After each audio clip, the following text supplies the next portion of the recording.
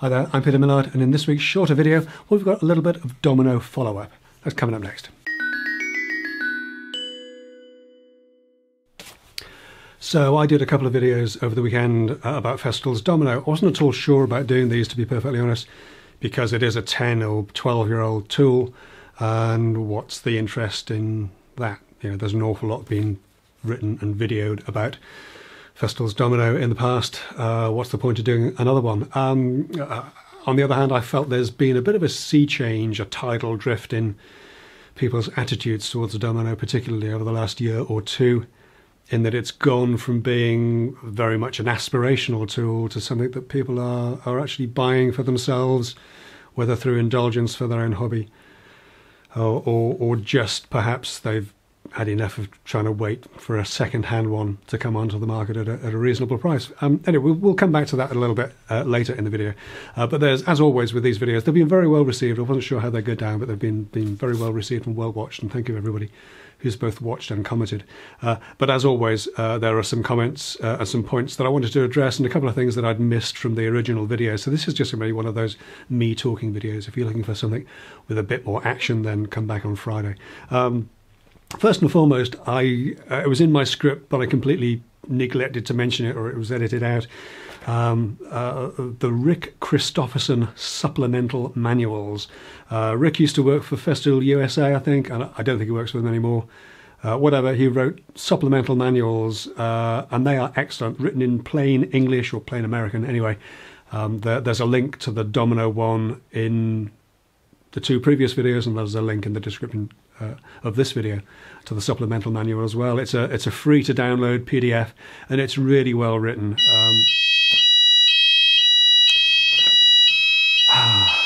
Fire alarm test. Timing. Yeah, so the manual's really well written. There's a really interesting case, and I forget where I saw it, but it's the amount of time and effort and money that's spent on enticing somebody to buy something through advertising versus the amount of time and money spent on writing the manuals to help them once they've made the purchase. And the disparity is spectacular. These really crappily written black and white manuals when you purchase the tool, but you get these lovely glossy brochures when they're trying to entice you into buying it. Anyway, the Rick Kristofferson supplemental manuals are very, very good indeed, and well worth a download. As I say, download link in the video description of this video and the previous two. Lots of questions and comments in both the comments section of the videos and through to me privately. A lot of questions about the Domino patent expiry date. I don't know. I'm not a patent lawyer, and I don't have some kind of fast track to Festool. Google it. I don't know. I would have a wild guess if I had to that the Festool patent on the Domino is a standard 20-year pan-European patent, in which case the patent will expire, I don't know, 2025, 2026, 5 or 6 years, something like that. And a number of the questions about that followed up with, haha, Festool will really feel the pinch when the patent expires and we get cheaper, effective alternatives. Maybe they will, maybe we will get cheaper, effective alternatives, but I'm not convinced, to be honest. Look at what happened with the Traxor. When the Traxor patents expired, we didn't instantly get a flood of cheap alternatives. What we got was a similarly priced DeWalt plunge saw and a slightly cheaper Makita. It took a fair few years, 4, 5, 6 or more, before we started getting this flood of cheap Chinese copies that you can now buy in supermarkets. The Titan that I used and the Festool cheap tool Traxor comparison. Aldi do a Shepak variant now. We'll have more of that in a future video. Or the little Parkside Traxor as well. Are people using these as an alternative to Festool? I don't think so. I think they're buying them because they're cheap. It's opened the market up to other Traxor users, and I know for a fact, because people have told me, that they've bought cheap Traxors only to then go on to purchase either a Festool or maybe a Maffel once they've discovered how useful a good Traxor can be, or how good a useful Traxor can be. then they've gone on to buy something better, and they keep the cheap one as a backup, or maybe they sell that on, or whatever. So I think if we do get cheaper alternatives, it's going to be more to expand the market rather than to punish the price point that Festool have already established. Plus, I've got misgivings about getting genuinely cheap alternatives to the Domino. If you think about it, a track saw, plunge saw is fairly simple to make.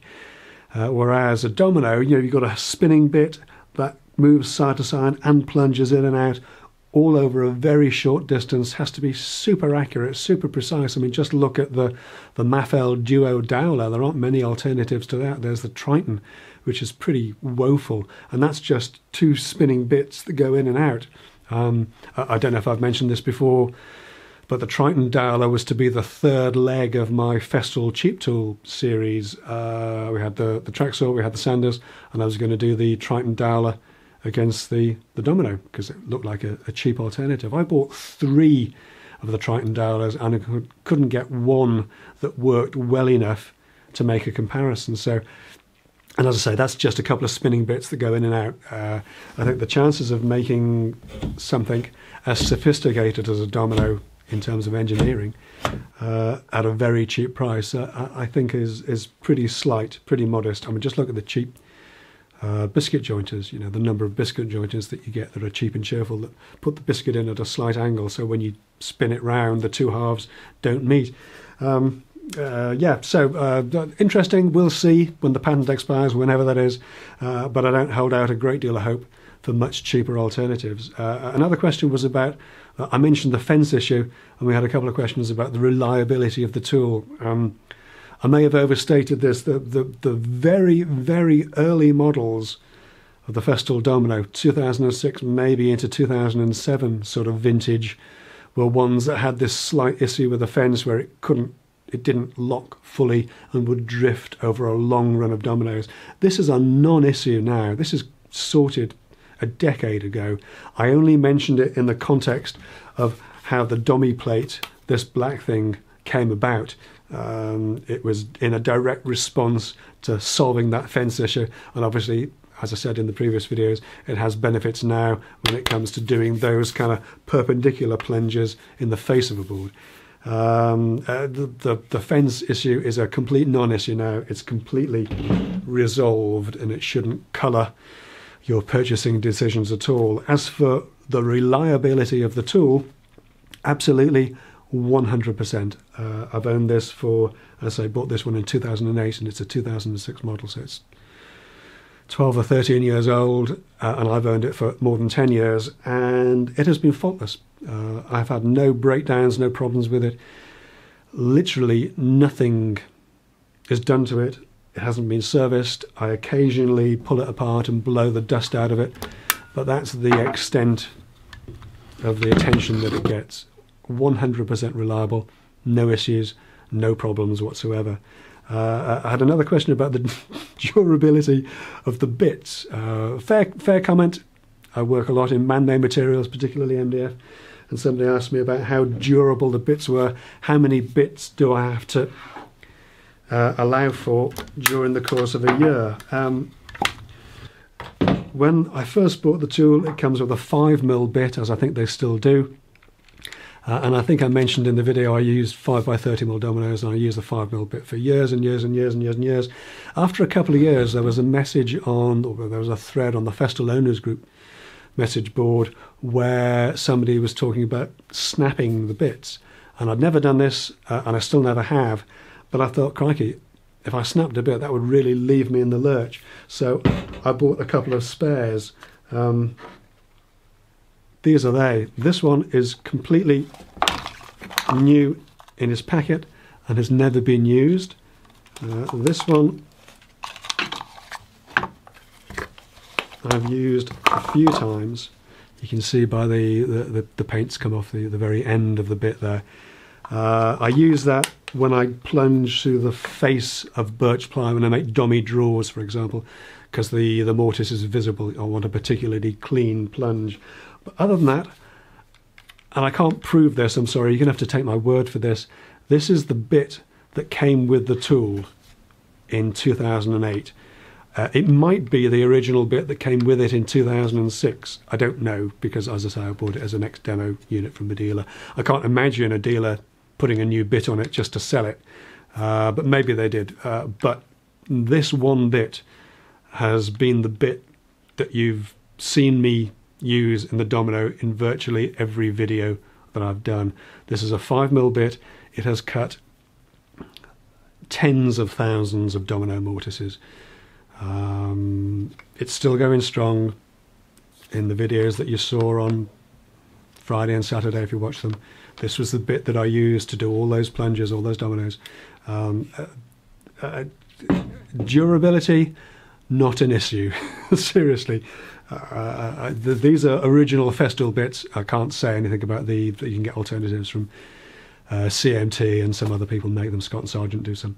But absolutely fantastic. If you're reasonably careful with it, using it in a workshop environment, even using it a lot as I do, you need to budget a bit every few years probably, just to make sure you're getting that super clean cut in things like birch ply. And following on from that, somebody else asked me, why am I standardizing on 5x30mm Dominoes?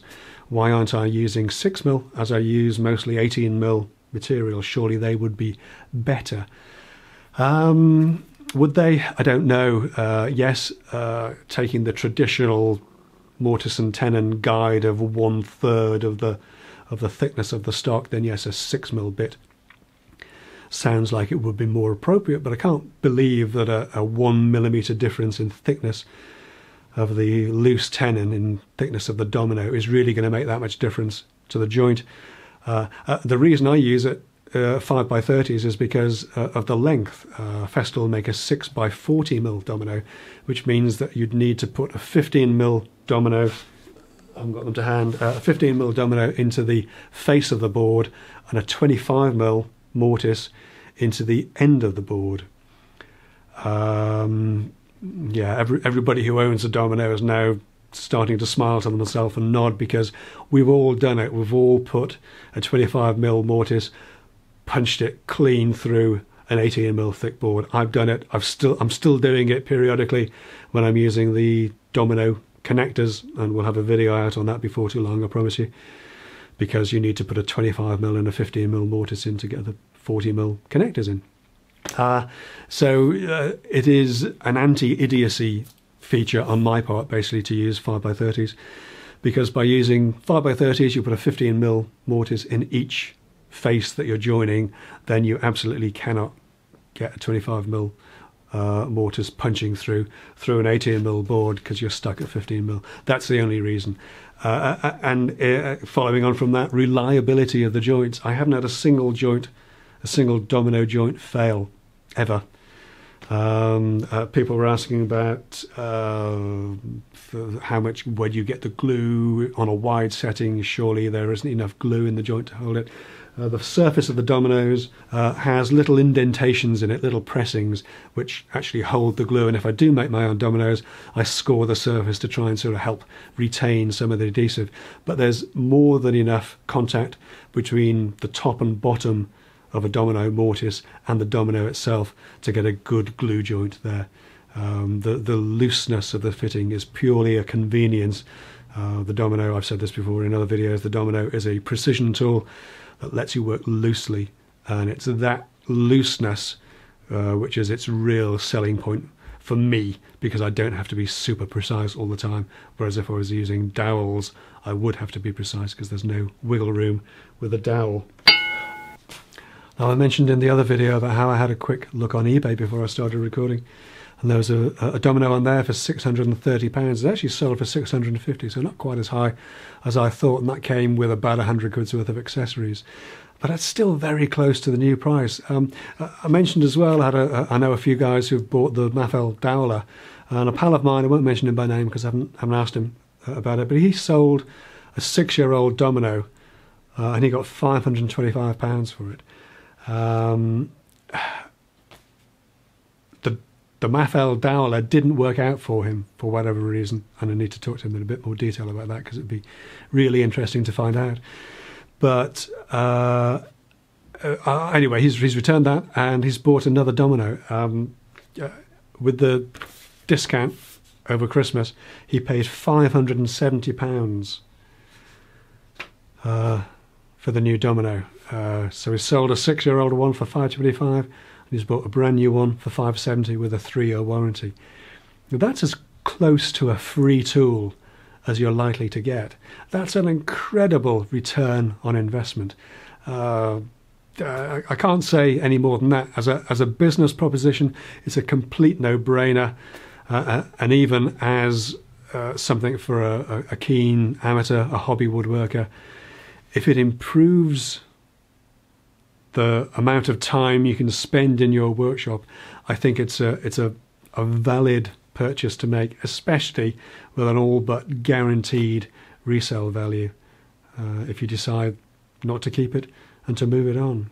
But that's it for this week's supposedly shorter video. Thanks so much for watching. I hope this has cleared up some of those questions and queries and comments for you, and thank you so much for all your questions and comments, as always. Any questions or comments that you have on this video, stick them in the comments section below. Contact me through the social things, Instagram or Twitter, or indeed if you want to ask a question with the answer being a little bit more private, then contact me through email. Go to 10minuteworkshop.com, click on the contact button, and you'll find all the usual ways of contacting me there. But that's it for this week. Thanks so much for watching. I'll see you next time. Take care.